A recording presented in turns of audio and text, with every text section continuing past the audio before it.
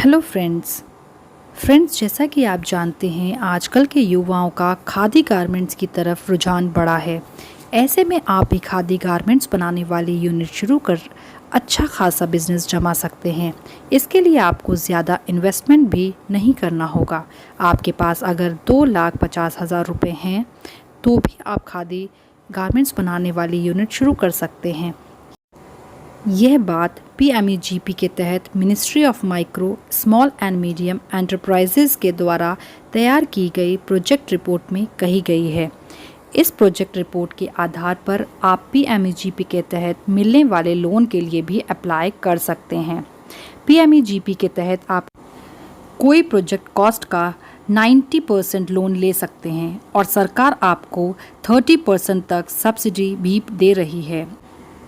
इतना ही नहीं, आप खादी प्रोडक्ट बनाकर सरकार के खादी आश्रम को भी सप्लाई कर सकते हैं, जिससे आपके लिए मार्केटिंग भी आसान हो जाएगी। आइए जानते हैं आप कैसे खादी गारमेंट की यूनिट लगा सकते हैं और आपको कितनी इनकम होगी।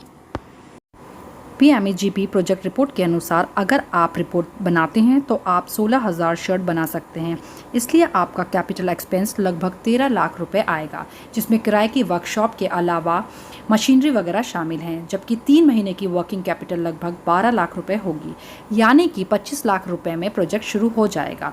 और अगर आप PMEGP के तहत लोन लेते हैं तो आपको मार्जिन मनी के रूप में 10% का इस्तेमाल करना होगा। बाकी 90% आपको बैंक से लोन लेना होगा।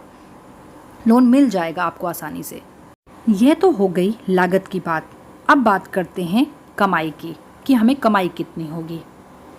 यदि आप साल भर में 16,000 शर्ट बनाते हैं तो आपको इसका साल भर में लगभग 49 लाख रुपए का खर्च आएगा। इसके अलावा लोन पर ब्याज, डेप्रिसिएशन, रीपेमेंट आदि का खर्च मिलाकर लगभग 57,80,000 रुपीज़ का खर्च आएगा। यदि आप एक शर्ट मात्र 400 रुपये की मार्केट में सप्लाई करते हैं तो आपकी कुल सेल्स लगभग 65,50,000 रुपीज़ की होगी, यानी कि आपको लगभग 7,50,000 रुपये की इनकम होगी।